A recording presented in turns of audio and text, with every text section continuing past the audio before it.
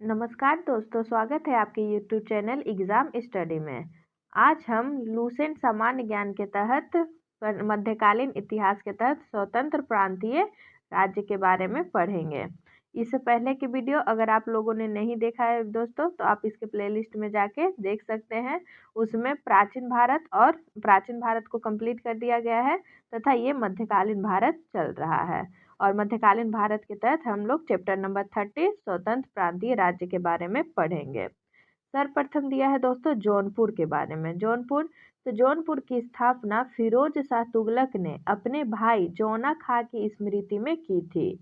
तो जौनपुर की स्थापना फिरोज शाह तुगलक ने अपने भाई जौना खां की स्मृति में की थी। जौनपुर में स्वतंत्र सरकी राजवंश की स्थापना मलिक सरवर, जिन्हें ख्वाजा जहां भी कहा जाता था, ने की थी। तो जौनपुर में स्वतंत्र सरकी राजवंश की स्थापना किसने की थी? तो ये मलिक सरवर या ख्वाजा जहां ने की थी दोस्तों। नेक्स्ट है कि ख्वाजा जहां को मलिक उस सर्क यानी पूर्व का स्वामी की उपाधि 1394 ईस्वी में फिरोज शाह तुगलक के पुत्र सुल्तान महमूद ने दी थी।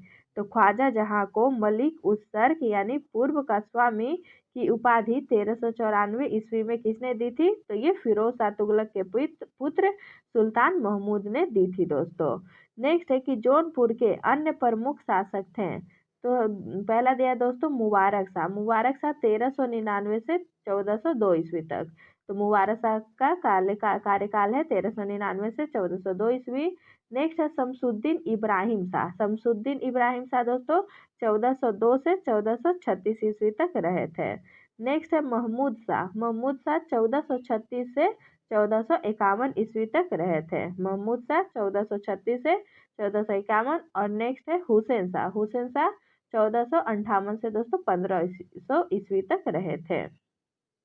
नेक्स्ट दिया है दोस्तों लगभग 75 वर्ष तक स्वतंत्र रहने के बाद जौनपुर पर बहलोल लोदी ने कब्जा कर लिया। तो लगभग 75 वर्ष तक स्वतंत्र रहने के बाद जौनपुर पर किसने कब्जा कर लिया दोस्तों? तो बहलोल लोदी ने। नेक्स्ट है कि सरकी शासन के अंतर्गत विशेषकर इब्राहिम शाह के समय में जौनपुर में साहित्य एवं स्थापत्य कला के क्षेत्र में हुए विकास के कारण जौनपुर को भारत के सिराज के नाम से जाना गया है। तो ये क्वेश्चन बहुत पूछा जाता है दोस्तों कि भारत का सिराज किसे कहते हैं? तो ये जौनपुर को कहा जाता है। तो क्या दिया दोस्तों कि सरकी शासन के अंतर्गत विशेषकर इब्राहिम शाह के समय में जौनपुर में साहित्य एवं स्थापत्य कला के क्षेत्र में हुए विकास के कारण जौनपुर को भारत के सिराज के नाम से जाना गया है।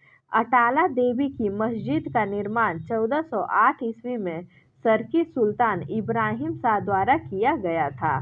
तो अटाला देवी की मस्जिद का निर्माण कब किया गया था दोस्तों? तो ये 1408 ईस्वी में किसके द्वारा किया गया था? तो इब्राहिम शाह के द्वारा किया गया था अटाला देवी की मस्जिद का निर्माण। कब? तो 1408 ईस्वी में। इसको याद रखिएगा दोस्तों। नेक्स्ट दिया है दोस्तों कि अटाला देवी मस्जिद का निर्माण कन्नौज के राजा विजय चंद्र द्वारा निर्मित अटाला देवी के मंदिर को तोड़कर किया गया था। तो अटाला देवी मस्जिद का निर्माण कन्नौज के राजा विजय चंद्र द्वारा निर्मित अटाला देवी की मंदिर को तोड़कर किया गया था। जामी मस्जिद का निर्माण 1470 ईस्वी में हुसैन शाह सरकी के द्वारा किया गया था। तो जामी मस्जिद का निर्माण दोस्तों 1470 ईस्वी में हुसैन शाह सरकी के द्वारा किया गया था। नेक्स्ट है दोस्तों कि झंझरी मस्जिद 1430 ईस्वी में इब्राहिम सरकी के द्वारा एवं लाल दरवाजा मस्जिद का निर्माण मोहम्मद शाह के द्वारा 1450 ईस्वी में किया गया था। तो अगर झंझरी मस्जिद पूछा जाए दोस्तों, और झंझरी मस्जिद का निर्माण किसने करवाया था? तो इब्राहिम शाह सरकी ने। और लाल दरवाजा मस्जिद का निर्माण किसने किया था? तो मोहम्मद शाह ने। तो झंझरी मस्जिद का निर्माण हुआ था 1430 ईस्वी में दोस्तों, और लाल दरवाजा मस्जिद का निर्माण मोहम्मद शाह ने 1450 ईस्वी में किया था दोस्तों। नेक्स्ट हम लोग पढ़ेंगे दोस्तों कश्मीर के बारे में। सुहादेव नामक एक हिंदू ने 1301 ईस्वी में कश्मीर में हिंदू राज्य की स्थापना की थी। तो कश्मीर की स्थापना किसने की थी दोस्तों? तो सुहादेव नामक एक हिंदू ने 1301 ईस्वी में कश्मीर में हिंदू राज्य की स्थापना की। 1339 से 1340 ईस्वी में कश्मीर में शाहमीर के द्वारा प्रथम मुस्लिम वंश की स्थापना की गई। तो 1301 में तो हिंदू मतलब एक सुहादेव नामक एक हिंदू ने हिंदू राज्य की स्थापना की थी, परंतु 1339 में दोस्तों 1339 से 40 ईस्वी में कश्मीर में शाहमीर के द्वारा प्रथम मुस्लिम वंश की स्थापना की गई। कश्मीर का प्रथम मुस्लिम शासक शाहमीर था, जो शमसुद्दीन शाहमीर के नाम से गद्दी पर बैठा था। तो कश्मीर का प्रथम मुस्लिम शासक शाहमीर था दोस्तों, और ये शमसुद्दीन शाहमीर के नाम से गद्दी पर बैठा। इसने अपनी राजधानी इंद्रकोट में स्थापित की। तो जो प्रथम मुस्लिम शासक शाहमीर बने दोस्तों, उन्होंने अपनी राजधानी कहाँ स्थापित की? तो कश्मीर के इंद्रकोट में। नेक्स्ट है कि अलाउद्दीन ने राजधानी इंद्रकोट से हटाकर अलाउद्दीनपुर यानी श्रीनगर में स्थापित की। श्रीनगर को पहले अलाउद्दीनपुर कहते थे दोस्तों। तो अलाउद्दीन ने राजधानी इंद्रकोट से हटाकर कहाँ कर दिया? तो अलाउद्दीनपुर, जिसे वर्तमान में श्रीनगर कहते हैं, में स्थापित की थी। हिंदू मंदिरों एवं मूर्तियों को तोड़ने के कारण सुल्तान सिकंदर को बुतसिकन कहा गया। तो हिंदू मंदिरों एवं मूर्तियों को तोड़ने के कारण सुल्तान सिकंदर को क्या कहा गया दोस्तों? तो उन्हें बुतसिकन कहा गया। 1420 ईस्वी में जैल उल आबद्दीन सिंहासन पर बैठा। तो 1420 ईस्वी में जैल उल आबद्दीन दोस्तों सिंहासन पर बैठा। इसकी धार्मिक सहिष्णुता के कारण इसे कश्मीर का अकबर कहा गया। तो ये क्वेश्चन बहुत पूछा जाता है दोस्तों कि कश्मीर का अकबर किन्हें कहा जाता है? तो ये जैन उल आबद्दीन को कहा जाता है दोस्तों, और ये कश्मीर के शासक थे। नेक्स्ट दिया है दोस्तों कि जैन उल आबद्दीन फारसी, संस्कृत, कश्मीरी, तिब्बती आदि भाषाओं का ज्ञाता था। इसने महाभारत एवं राजतरंगिणी को फारसी में अनुवाद करवाया। तो जैन उल आबद्दीन दोस्तों फारसी, संस्कृत, कश्मीरी, तिब्बती आदि भाषाओं का ज्ञाता था, और इसने महाभारत एवं राजतरंगिणी को फारसी में अनुवाद कराया। 1588 ईस्वी में अकबर ने कश्मीर को मुगल साम्राज्य में मिला लिया। तो आपसे क्वेश्चन पूछा जा सकता है दोस्तों कि अकबर ने कश्मीर को मुगल साम्राज्य में कब मिलाया? तो याद रखिएगा 1588 ईस्वी में। 1588 ईस्वी में अकबर ने कश्मीर को मुगल साम्राज्य में मिला लिया दोस्तों। नेक्स्ट दिया है दोस्तों बंगाल के बारे में। बंगाल, तो इख्तियारुद्दीन मोहम्मद बिन बख्तियार खिलजी ने बंगाल को दिल्ली सल्तनत में मिलाया। तो इख्तियारुद्दीन मोहम्मद बिन बख्तियार खिलजी ने बंगाल को दिल्ली सल्तनत में मिलाया। गयासुद्दीन तुगलक ने बंगाल को 3 भागों में विभाजित किया। पहला लखनौती, जिसे उत्तर बंगाल कहते हैं, सोनारगांव, ये पूर्वी बंगाल था, तथा सतगांव, जो कि दक्षिण बंगाल था दोस्तों। तो 3 भागों में बांटा गया। पहला है लखनौती, दूसरा है सोनारगांव, और तीसरा है दोस्तों सतगांव। और ये विभाजन किसने किया? तो गयासुद्दीन तुगलक ने बंगाल को 3 भागों में विभाजित किया। लखनौती, जो कि उत्तर बंगाल का हिस्सा था, सोनारगांव, जो कि पूर्वी बंगाल का हिस्सा था, और सतगांव, जो कि दक्षिण बंगाल का हिस्सा था दोस्तों। 1345 ईस्वी में हाजी इलियास बंगाल के विभाजन को समाप्त कर शमसुद्दीन इलियास शाह के नाम से बंगाल का शासक बना दोस्तों। तो क्या दिया है दोस्तों कि 1345 ईस्वी में हाजी इलियास बंगाल के विभाजन को समाप्त कर शमसुद्दीन इलियास शाह के नाम से बंगाल का शासक बना दोस्तों। नेक्स्ट दिया है दोस्तों कि पांडुओं में अदीना मस्जिद का निर्माण 1364 ईस्वी में सुल्तान सिकंदर शाह ने करवाया था। तो पांडुआ में अदीना मस्जिद का निर्माण 1364 ईस्वी में किसने करवाया था दोस्तों? तो ये सुल्तान सिकंदर शाह ने करवाया था। बंगाल का शासक गयासुद्दीन आजम शाह 1389 से 1409 ईस्वी में अपनी न्यायप्रियता के लिए प्रसिद्ध था।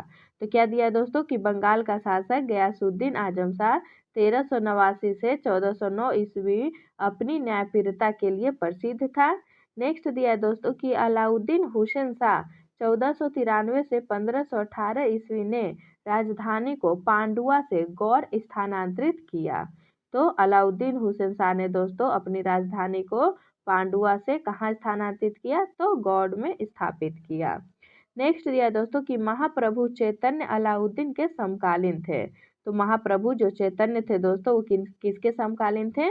तो वो अलाउद्दीन के समकालीन थे। अलाउद्दीन ने सत्यपीर नामक आंदोलन की शुरुआत की थी। तो सत्यपीर नामक आंदोलन की शुरुआत किसने की थी दोस्तों? तो ये अलाउद्दीन ने की थी। नेक्स्ट है कि मालाधर वसु ने अलाउद्दीन के शासनकाल में ही श्री कृष्ण विजय की रचना कर गुणराज खान की उपाधि धारण की थी दोस्तों। तो क्या दिया है दोस्तों कि मालाधर वसु ने अलाउद्दीन के शासनकाल में ही श्री कृष्ण विजय की रचना कर गुणराज खान की उपाधि धारण की। इनके बेटे को सत्यराज खान की उपाधि दी गई। किनके बेटे को दोस्तों? तो मालाधर वसु के बेटे को सत्यराज खान की उपाधि प्रदान की गई। नेक्स्ट दिया है दोस्तों कि नासिरुद्दीन नुसरत शाह ने गौर में 12 सोना एवं कदम रसूल मस्जिद का निर्माण करवाया। तो नसीरुद्दीन नुसरत शाह ने दोस्तों गौर में 12 सोना एवं कदम रसूल मस्जिद का निर्माण करवाया दोस्तों। नेक्स्ट हम लोग पढ़ेंगे दोस्तों मालवा के बारे में। क्या दिया है दोस्तों कि दिलावर खां ने 1401 ईस्वी में मालवा को स्वतंत्र घोषित किया। तो दिलावर खां ने दोस्तों 1401 ईस्वी में मालवा को स्वतंत्र घोषित किया। दिलावर का पुत्र अलफ खां हुसंग शाह की उपाधि धारण कर 1405 ईस्वी में मालवा का शासक बना। तो दिलावर के ही पुत्र थे दोस्तों अलफ खां थे, जिन्होंने हुसंग शाह की उपाधि धारण करके 1405 ईस्वी में मालवा का शासक बना। इसने अपनी राजधानी को धारा से मांडू स्थानांतरित की। तो मालवा की राजधानी धारा से कहाँ स्थानांतरित की गई दोस्तों? तो ये मांडू स्थानांतरित किया गया। मालवा में खिलजी वंश की स्थापना महमूद शाह ने की थी। तो मालवा में खिलजी वंश की स्थापना दोस्तों किसने की थी? तो ये महमूद शाह ने की थी। गुजरात के शासक बहादुर शाह ने महमूद शाह द्वितीय को युद्ध में परास्त कर उसकी हत्या कर दी और मालवा को गुजरात में मिला लिया। तो मालवा को गुजरात में किसने मिलाया दोस्तों? तो गुजरात के शासक बहादुर शाह ने महमूद शाह द्वितीय को युद्ध में परास्त करके उनकी हत्या कर दी और मालवा को गुजरात में मिला लिया। नेक्स्ट दिया है दोस्तों कि मांडू के किले का निर्माण हुसंग शाह ने करवाया था। तो मांडू के किले का निर्माण किसने करवाया था दोस्तों? तो हुसंग शाह ने करवाया था। और इस किले में सर्वाधिक महत्वपूर्ण है दिल्ली का दरवाजा। तो मांडू किले का निर्माण किसने करवाया था दोस्तों? तो हुसंग शाह ने करवाया था। और इस किले में सर्वाधिक महत्वपूर्ण था दिल्ली दरवाजा दोस्तों। नेक्स्ट दिया है दोस्तों कि बाज बहादुर एवं रूपमती का महल का निर्माण सुल्तान नसरुद्दीन शाह द्वारा करवाया गया था। तो बाज बहादुर एवं रूपमती का महल का निर्माण किसने करवाया था दोस्तों? तो सुल्तान नसरुद्दीन शाह द्वारा करवाया गया था बाज बहादुर और रूपमती के महल का निर्माण। नेक्स्ट दिया है दोस्तों कि हिंडोला भवन या दरबार हॉल का निर्माण हुसंग शाह के द्वारा करवाया गया था। तो हिंडोला भवन या दरबार हॉल का निर्माण किसने करवाया था दोस्तों? तो ये हुसंग शाह के द्वारा करवाया गया है। जहाज महल का निर्माण गयासुद्दीन खिलजी ने मांडू में करवाया था। तो जहाज महल का निर्माण गयासुद्दीन खिलजी ने दोस्तों कहाँ करवाया? तो मांडू में करवाया था। नेक्स्ट दिया दोस्तों कि कुशक महल को महमूद खिलजी ने फतेहाबाद नामक स्थान पर बनवाया था। तो कुशक महल को महमूद खिलजी ने दोस्तों कहाँ बनवाया था? तो फतेहाबाद नामक स्थान पर बनवाया था। नेक्स्ट हम लोग पढ़ेंगे दोस्तों गुजरात के बारे में। क्या दिया दोस्तों कि गुजरात के शासक राजा कर्ण को पराजित कर अलाउद्दीन ने 1297 ईस्वी में इसे दिल्ली सल्तनत में मिला लिया था। किसे दोस्तों? तो ये गुजरात का बात किया जा रहा है कि गुजरात के शासक राजा कर्ण को पराजित करके अलाउद्दीन ने 1297 ईस्वी में इसे यानी गुजरात को दिल्ली सल्तनत में मिला लिया था। 1391 ईस्वी में मुहम्मद शाह तुगलक द्वारा नियुक्त गुजरात का सूबेदार जफर खान ने सुल्तान मुजफ्फर शाह की उपाधि ग्रहण कर 1407 ईस्वी में गुजरात का स्वतंत्र सुल्तान बना। तो क्या दिया है दोस्तों कि 1391 ईस्वी में मोहम्मद शाह तुगलक द्वारा नियुक्त गुजरात का सूबेदार कौन था? तो ये जफर खां दोस्तों। जफर खां ने सुल्तान मुजफ्फर शाह की उपाधि ग्रहण करके 1407 ईस्वी में गुजरात का स्वतंत्र सुल्तान बन गया। कौन दोस्तों? तो ये जफर खां। कहाँ का? तो गुजरात का। नेक्स्ट दिया दोस्तों कि गुजरात के प्रमुख शासक थे। तो अहमद शाह 1411 से 1452 तक। नेक्स्ट है महमूद शाह बेगरा दोस्तों 1458 से 1511 ईस्वी तक। और नेक्स्ट है बहादुर शाह 1526 से 1537 ईस्वी तक थे दोस्तों। नेक्स्ट दिया है दोस्तों कि अहमद शाह ने अशावल के निकट साबरमती नदी के किनारे अहमदाबाद नामक नगर बसाया। तो याद रखिएगा दोस्तों कि अहमदाबाद नगर को किसने बसाया था? तो अहमद शाह ने अशावल के निकट साबरमती नदी के किनारे अहमदाबाद नामक नगर बसाया था और पाटन से राजधानी हटाकर अहमदाबाद को राजधानी बनाया था दोस्तों। तो ये बहुत इंपॉर्टेंट है दोस्तों, इसको याद रखिएगा कि अहमदाबाद को किसने बसाया था? तो अहमद शाह ने। और इसने पाटन से राजधानी हटाकर अहमदाबाद को बनाया था। नेक्स्ट है दोस्तों कि गुजरात का सबसे प्रसिद्ध शासक महमूद बेगरा था। तो गुजरात का सबसे प्रसिद्ध शासक कौन था दोस्तों? तो ये महमूद बेगरा था। महमूद बेगरा ने गिरनार के निकट मुस्तफाबाद नामक नगर और चमानेर के निकट मुहम्मदाबाद नगर बसाया था।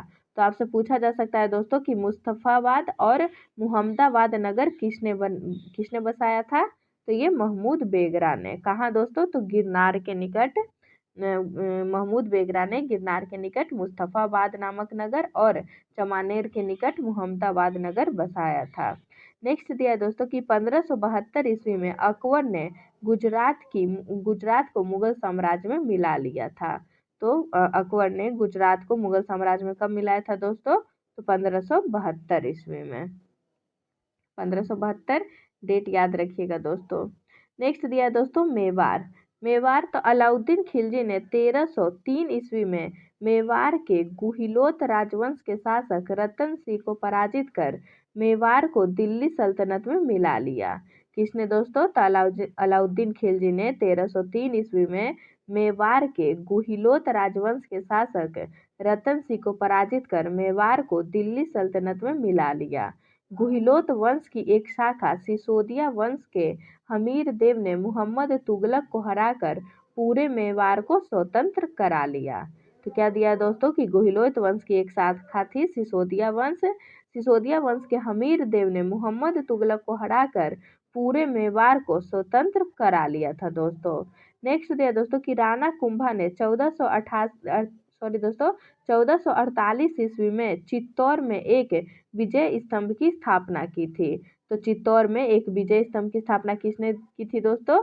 तो राणा कुंभा ने की थी। कब दोस्तों? तो 1448 ईस्वी में। नेक्स्ट दिया दोस्तों कि खानवा का युद्ध 1527 ईस्वी में राणा सांगा एवं बाबर के बीच हुआ, जिसमें बाबर विजयी हुआ। ये डेट याद रखिएगा दोस्तों, ये इंपॉर्टेंट पॉइंट है। ये लाइन पूछा जाता है कि खानवा का युद्ध कब हुआ था? तो 1527 ईस्वी में। किसके बीच? तो राणा सांगा और बाबर के बीच। और विजयी कौन हुआ दोस्तों? तो बाबर विजयी हुआ। नेक्स्ट दिया दोस्तों कि 1576 ईस्वी में हल्दी घाटी का युद्ध राणा प्रताप एवं अकबर के बीच हुआ, जिसमें अकबर विजयी हुआ दोस्तों। तो क्या दिया है दोस्तों कि 1576 ईस्वी में हल्दी घाटी का युद्ध किसके बीच? तो राणा प्रताप एवं अकबर के बीच हुआ दोस्तों, जिसमें अकबर जो है वो विजयी हुआ दोस्तों। नेक्स्ट दिया है दोस्तों कि मेवाड़ की राजधानी चित्तौड़गढ़ थी। तो मेवाड़ की राजधानी क्या थी दोस्तों? तो ये चित्तौड़गढ़ थी। जहांगीर ने मेवाड़ को मुगल साम्राज्य में मिला लिया। तो जहांगीर ने मेवाड़ को किस में मिला लिया दोस्तों? तो मुगल साम्राज्य में मिला लिया था। नेक्स्ट दिया है दोस्तों खानदेश।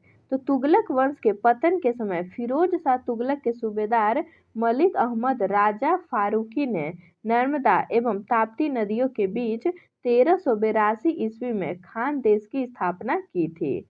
तो याद रखिएगा दोस्तों कि तुगलक वंश के पतन के समय फिरोज शाह तुगलक के सूबेदार कौन थे दोस्तों? तो ये मलिक अहमद राजा फारूकी ने नर्मदा एवं ताप्ती नदियों के बीच 1382 ईस्वी में खानदेश की स्थापना की। तो आपसे पूछा जा सकता है दोस्तों कि खानदेश की स्थापना किसने की थी?